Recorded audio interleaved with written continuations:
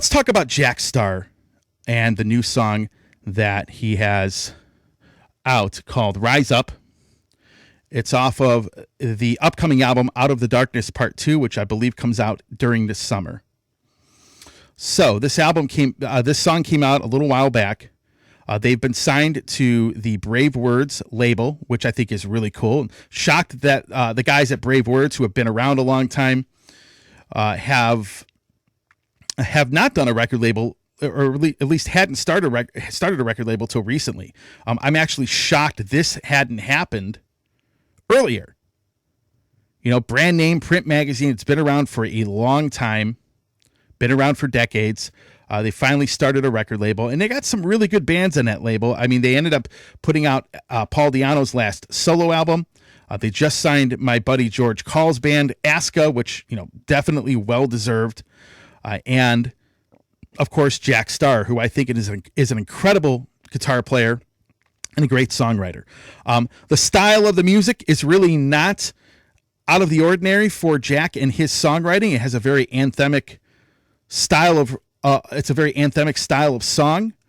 I consider Jack Starr and his band to be like, you know, the gold standard for American power metal. You know, meaning that, you know, bands like him, you know, Jag Panzer, you know, like old school American power metal. If you're looking for like the gold standard for that, it is Jack's songwriting. It is his guitar playing. And he brought Giles Lavery in, which to me is an improvement. Now, why is it an improvement? Do I like his voice better than, you know, the other singers Jack has had in a band? You know, I like his voice quite a bit, actually.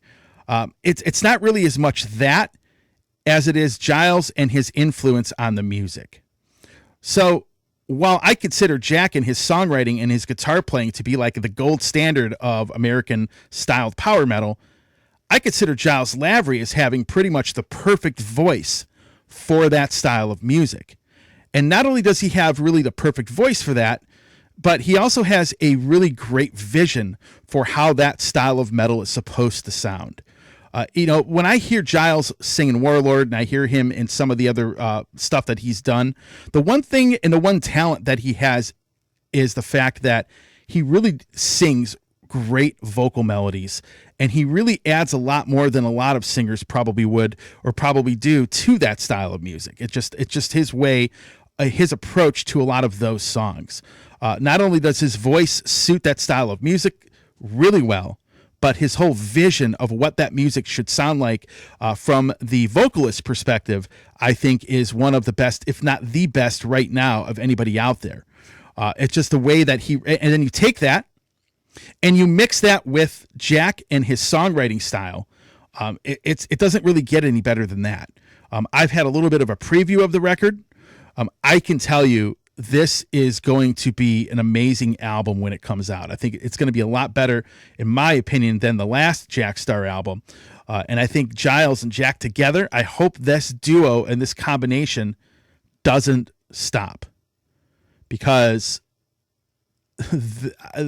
it's all about the vocal melodies and the hooks and how catchy these songs are. And I got to be honest, you know, while Jack has always done a tremendous job at that, I think Giles really added a lot to it, and I think the combination of both of them is absolutely brilliant.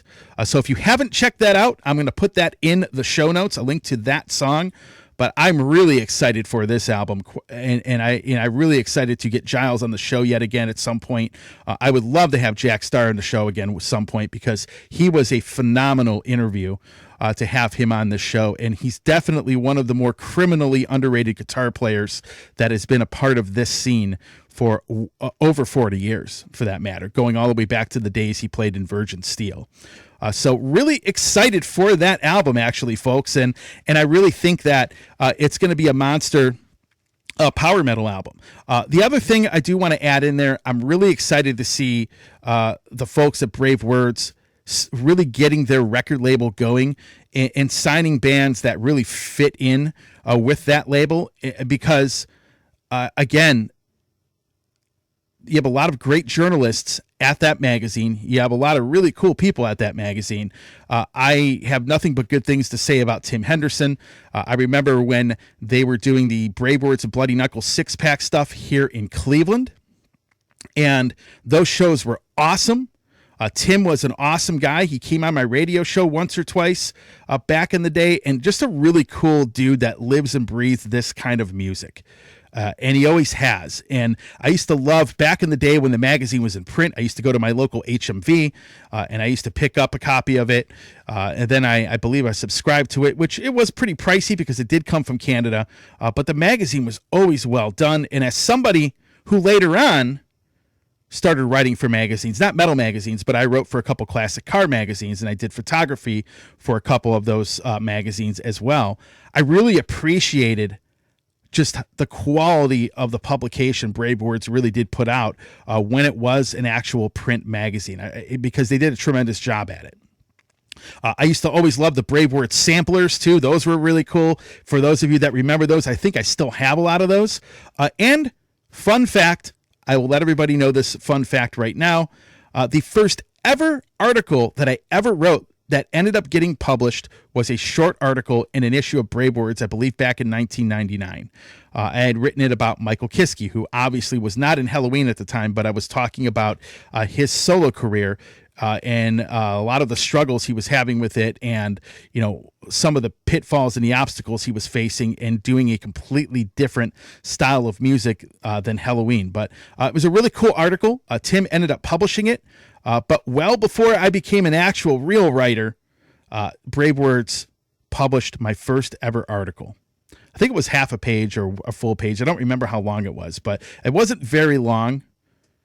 But that is where my interest in writing and creative writing actually started.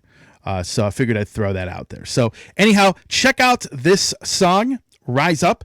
It is off of, again, the upcoming new Jack Starr album. I'm going to link it in the show notes here on YouTube. Hey, everybody. Tony here from the Metal Command podcast. Again, I appreciate your support. Since 1998, I have hosted this show in one form or another, starting off in radio and now in the podcast format. Again, thanks for watching. And if you like what you see and hear on this show, by all means, please hit the subscribe button, hit the little bell to be notified anytime I do post a video. And if you see this program on any other form of social media, please give me a follow there. Again, I always appreciate your support.